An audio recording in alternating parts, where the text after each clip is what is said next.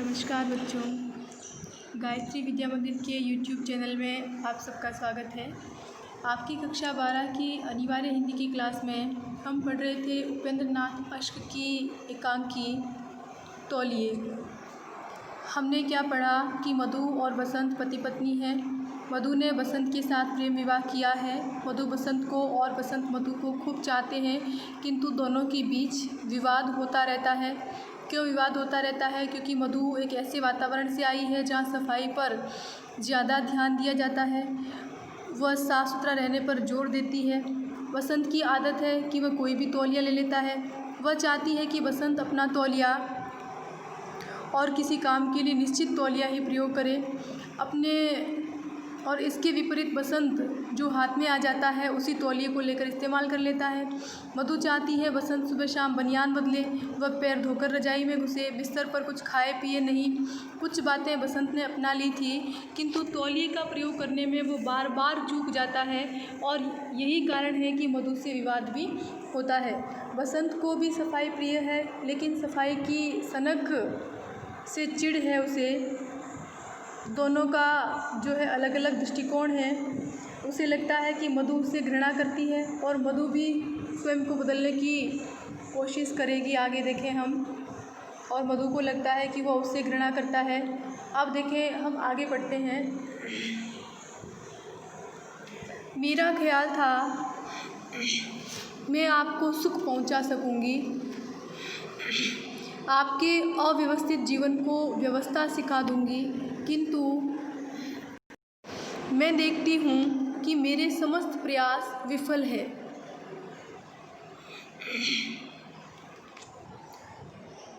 आपको इस गंदगी, इस अव्यवस्था में सुख मिलता है। आपको मेरी व्यवस्था, मेरी सफाई बुरी लगती है। मैं आपकी दुनिया में न रहूँगी, मैं आज ही चली जाऊँगी। ऐसा सोचती है मधु कि मैंने तो सोचा था कि मैं आपके अव्यवस्थित जीवन को व्यवस्था सिखाऊंगी, आपको सुख पहुंचाऊंगी, किंतु मेरे सारे प्रयास निष्फल गए। और अब वो निर्णय करती है कि मैं आपकी दुनिया में नहीं रहूंगी, कहीं दूर चली जाऊंगी। इतने में खड़ी हो जाती है ऐसा कहकर मधु। टेलीफोन की घंटी बजती है। वसंत जल्दी से जाकर चोंगा यानी रिसीवर उठाता है। वसंत, हेलो हेलो, जी जी। मधु नौकरानी को आवाज़ देते हुए, नौकरानी कौन है? मंगला। मंगला मंगला स्नान गृह की ओर के दरवाजे से आती है। जी बीबी जी। मधु, मेरा बिस्तर तैयार कर और मेरा ट्रंक इस कमरे में ले आ। ट्रंक यानी कि बक्सा, जहाँ जिसमें उसके कपड़े वपड़े रखे हैं, वो अपने लिए अलग कमरे में मंगवा रही है। मंगला कहती है, बीबी जी आप? तो मधु कहती है, मैं जो कहती हूँ उठा ला। मंगला चली जाती है। वसंत, जी जी बहुत अच्छा, फ़ोन पर बात कर रहा है, कहते हुए चोंगा रख देता है और हंसता हुआ आता है। वसंत कहता है, मैं कहता हूँ तुम अपना सामान बांधने की सोच रही हो, पहले मेरा सामान तो ठीक कर दो, मुझे पहली गाड़ी से बनारस जाना है, अभी साहब ने आदेश दिया है। अपना सामान बाद में बांधना, हंसता है वसंत। और ये दृश्य यही समाप्त हो जाता है। पर्दा गिर जाता है, और कुछ क्षण बाद जब पर्दा फिर से उठता है तो कमरा वही है, सामान भी वही है। सिर्फ इतना अंतर है कि जहाँ मेज़ थी वहाँ एक पलंग बिछा है, और टेलीफोन उसके सिरहाने एक तिपाही पर रखा है। मेज़ ड्रेसिंग टेबल की जगह चला गया है, और श्रृंगार की मेज़ अपनी कुर्सी के साथ दाएं कोने में सरक गई है। यानी कि ये परिवर्तन मधु के कमरे में हो गया है। पलंग पर मधु लिहाफ यानी रजाई घुटनों पर लिए दीवार के सहारे अन्यमनस्क का मतलब होता है अनमनी सी, उदास सी, आधी बैठी और आधी लेटी है।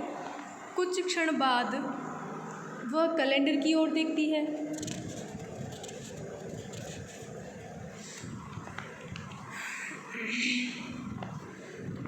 तो क्या दिखाई देता है उसे जब वो कैलेंडर की तरफ देखती है? आप भी देखें कैलेंडर की ओर, क्योंकि एक बार और भी देखा था, कैलेंडर लटक रहा था कमरे में, बिल्कुल जो समय था वो भी आपने देखा था।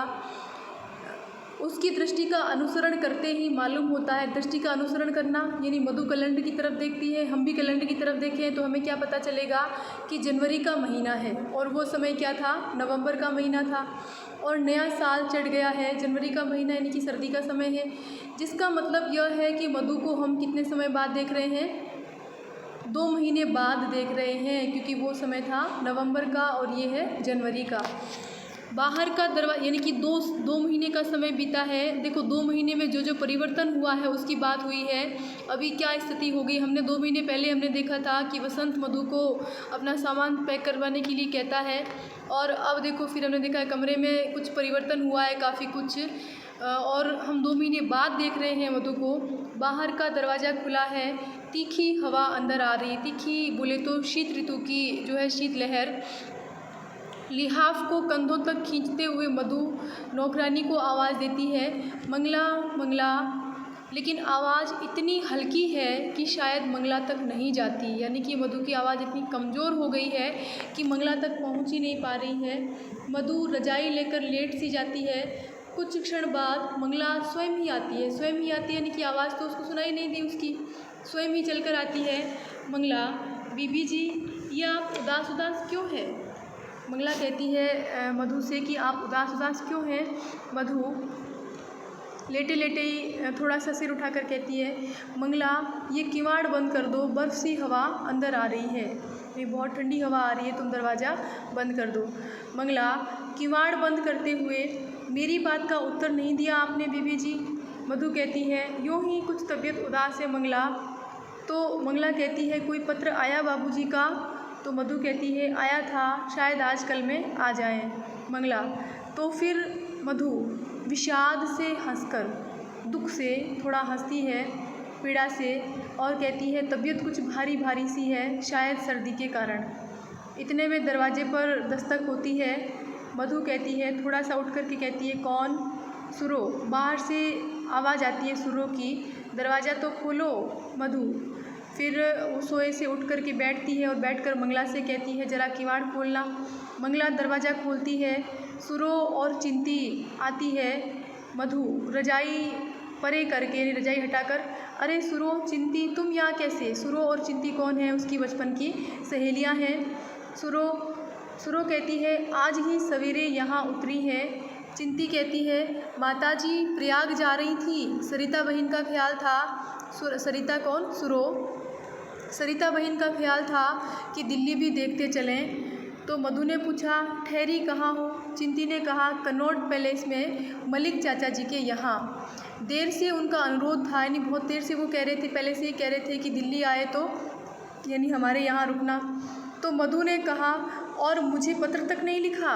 इतने दिनों से मैं कह रही थी कि दिल्ली आओ तो सुरो कहती है, सबसे पहले तुम्ही से मिलने आई है। माताजी कहती थी कुतुब मीनार, यानी कि माताजी को तो कुतुब मीनार देखना था, लेकिन चिंती कहती है, मैंने कहा कुतुब मीनार एक तरफ और मधु बहन एक तरफ, यानी कि कुतुब मीनार से भी अधिक महत्वपूर्ण है मधु से मिलना। मधु कहा लगाती है, कहा लगाना यानी कि ज़ोर से हंसना।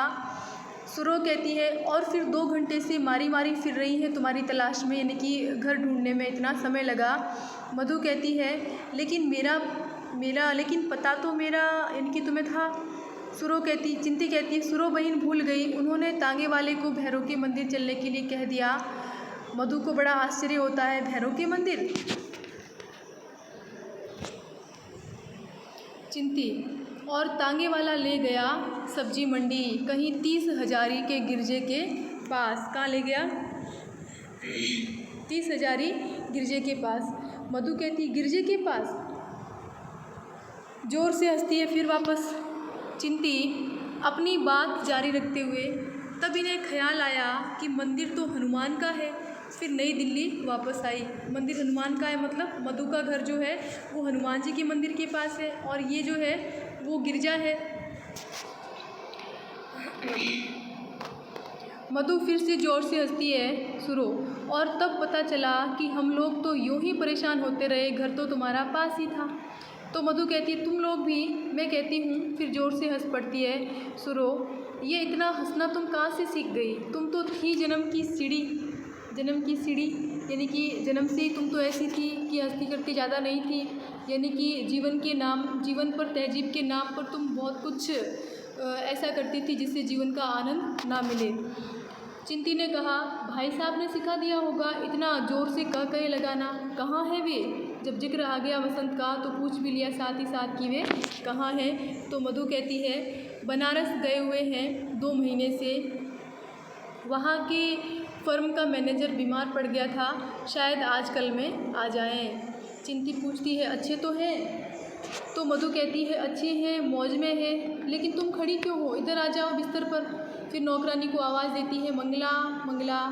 सुरो और चिंती कुर्सियों पर बैठने लगती है। मधु, अरे कुर्सियाँ छोड़ो, बस चली आओ इधर। देखो उस पर अभी उसने स्वयं को बदलने का, स्वयं में परिवर्तन लाने का कितना प्रयास किया है।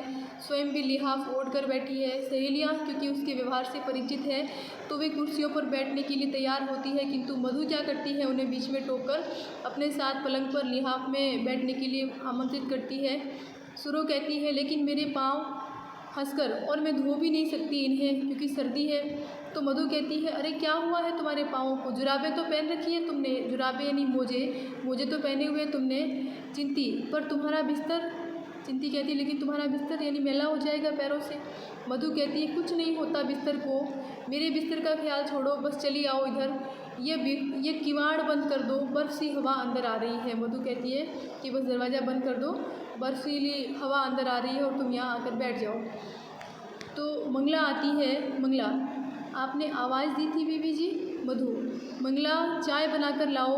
चिंती किवाड़ बंद कर देती है। तीनों घुटनों पर लिहाफ लेकर आराम से बिस्तर पर बैठ जाती है।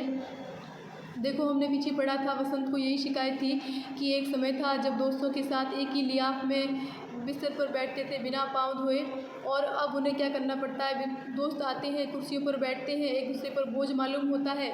तो अब देखो मधु ने अपने आप को बदलने का कितना प्रयास किया है। फिर इनकी सहेलियों की बातें शुरू हो जाती है। सुरो कहती है, पुष्पा की शादी हो रही है अगले महीने। तो मधु चौंकती है और खुशी से चौंक कर कहती, लेफ्टिनेंट वीरेंद्र के साथ? तो चिंती कहती है, वह लम सलम्मा लमटीक सा आदमी, लम सलम्मा, लंबा सा, पतला सा, दुबला सा, जोर की हवा चले तो उड़ता चला जाए। मैं तो सोचती हूँ कि उसे पुष्पा जैसी मोटी मुटल्लों से प्रेम भी हुआ तो कैसे। यानी कि बेमेल जोड़ी है दोनों की, एक मोटी है और एक दुबला पतला सा है। और मधु कहती है, और मैं इस बात पर हैरान हूँ कि पुष्पा उसे पसंद ही कैसे करती है। चेहरे पर तो उसकी मनहूसियत बरसती रहती है और मालूम होता है जैसे, किसकी बात हो रही है, उसकी वीरेंद्र की, लेफ्टिनेंट वीरेंद्र की। मधु कहती है कि पुष्पा ने उसे कैसे पसंद कर दिया, उसके चेहरे पर तो हमेशा मनहूसियत रहती है कि ऐसा लगता है मानो, इतने में चिंती उसकी बात को पूरा करती है, वर्षों स्नान गृह का मुंह न देखा हो, मानो वर्षों तक स्नान गृह का मुंह भी नहीं देखा, यानी कि लंबे समय से जैसे स्नान भी उसने नहीं किया हो, ऐसा लगता है वो देखने पर। सब हंसती है। मंगला चाय की ट्रे ले आती है। मंगला, कहाँ लगाऊं चाय बीबी जी? मधु, वहाँ मेज पर रख दो और एक एक प्याला बनाकर हमें दो। ये तिपाही सरकाकर इस पर बिस्कुट रख दो। सुरो को बड़ा आश्चर्य होता है। तो मधु, अरे उठकर कहाँ जाओगी, यहीं बैठी रहो। इस गर्म बिस्तर से उठकर डाइनिंग टेबल पर जाने में आ चुका चाय का मज़ा। देखो कितना बदल गई है मधु, उसकी सहेलियों की बातों से भी पता चल रहा है। उनको बड़ी हैरानी हो रही है मधु के इस व्यवहार से। चिंती उठने का प्रयास करते हुए हल्के से क्रोध से, मधु कहती है, हटाओ भी, अब बैठी रहो यहीं। चिंती व्यंग्य करती है, तो विवाह के बाद रानी मधुमालती ने अपने सब सिद्धांत बदल डाले हैं। यानी कि उसकी बचपन की सहेलियां हैं, मधु के तहजीब वाले व्यवहार को वे जानती है, साफ़ सफाई की सनक वाले व्यवहार को वो जानती है, किंतु अब मधु का ये व्यवहार, बदला हुआ व्यवहार उनको चौंकाता है। अब डाइनिंग टेबल के बदले बिस्तर पर ही चाय पीती है और बिस्तर पर ही खाना भी नोश फरमाती है, यानी कि खाना भी खाती है। सुरो कहती है, कहाँ तो यह कि पानी का गिलास भी पीना हो तो डाइनिंग रूम की ओर भागती, और कहाँ यह यानी कितना बड़ा बदलाव। मधु कहती है, अरे क्या रखा है इस तकल्लुफ़ में, सच कहो इस समय किसका जी चाहता है कि इस नरम नरम बिस्तर से उठकर डाइनिंग टेबल पर जाए। लो बिस्कुट लो और चाय का प्याला उठाओ, ठंडी हो रही है। सब चाय के प्याले उठा लेती है और चाय पीते पीते बातें करती है। सुरो कहती है, सुरो, मैं पूछती हूँ अगर चाय बिस्तर पर गिर जाए।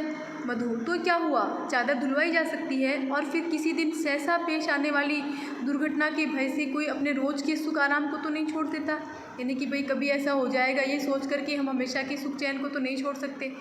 तो सुरो कहती है सुख आराम, फिर व्यंग्य से हंसती है, तुम बिस्तर पर चाय पीने का बहुत बड़ा सुख समझती हो। फिर वापस हंसती है वो चिंती। और फिर सभ्यता संस्कृति।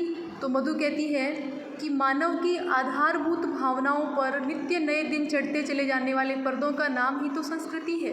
यानी कि व्यक्ति रोज़ रोज़ जो नया कुछ सीखता है, अपने व्यवहार में अपनाता है, वही तो संस्कृति है। सोसाइटी के एक वर्ग के लिए दूसरा वर्ग सदैव असभ्य और असंस्कृत रहेगा। यानी कि समाज के अंदर हमेशा दो वर्ग तो रहते हैं, एक वर्ग जो है वो दूसरे के लिए हमेशा असभ्य रहेगा, असंस्कृत रहेगा, चाहे कुछ भी हो जाए ये दूरियां नहीं पटेगी।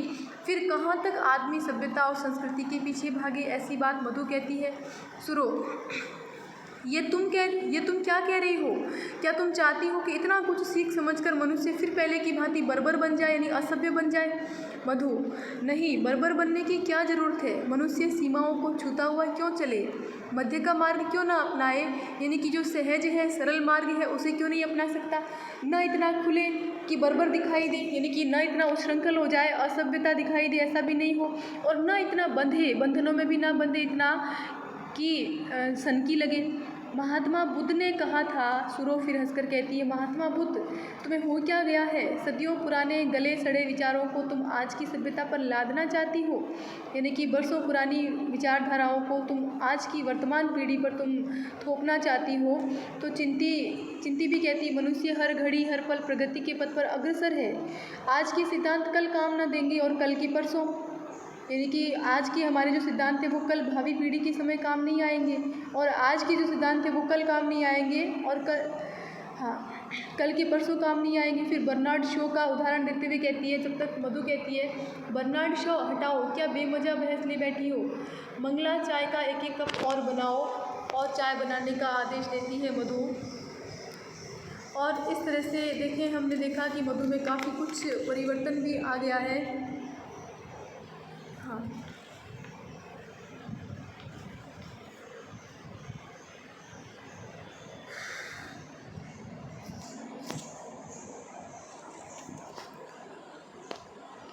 फिर देखें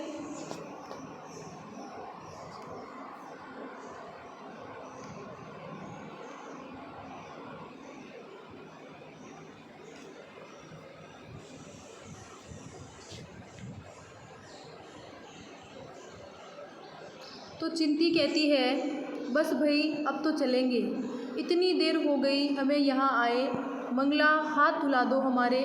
तो मधु कहती है, अरे भाई एक एक प्याला और तो लो।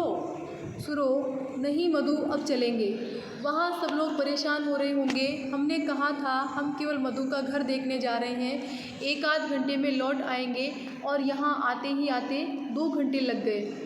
चिंती, स्नान गृह किधर है, हम वही हाथ धोआते हैं। मधु, अरे क्या धोओगी सर्दी में हाथ। सुरो, नहीं भाई, हाथ तो हम ज़रूर धोएंगे, चिप चिप कर रहे हैं। मधु, तो मरो। मंगला से कहती है, मंगला इनके हाथ धुलवा दो। सुरो पूछती है, बाथरूम?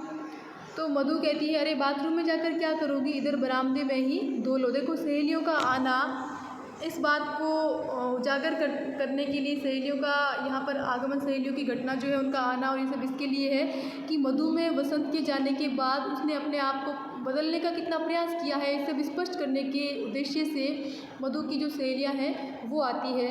यानी कि लेखक उपेंद्र नाथ अश्क ने सुरो और चिंती के पात्रों की योजना इसी उद्देश्य से की है कि मधु ने अपने आप में कितना परिवर्तन करने का प्रयास किया है।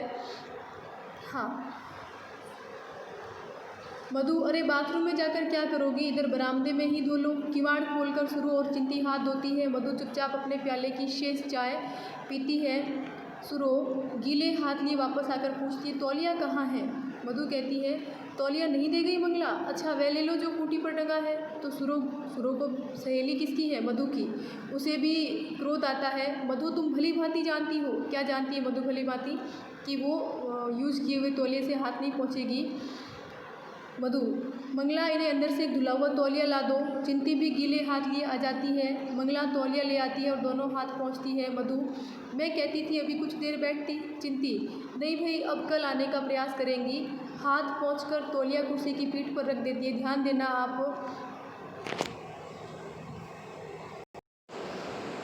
तौलिया कुर्सी की पीठ पर रख देती है, इस बात पर आप ध्यान देना। यही तौलिए का जिक्र फिर आगे चलकर और आएगा।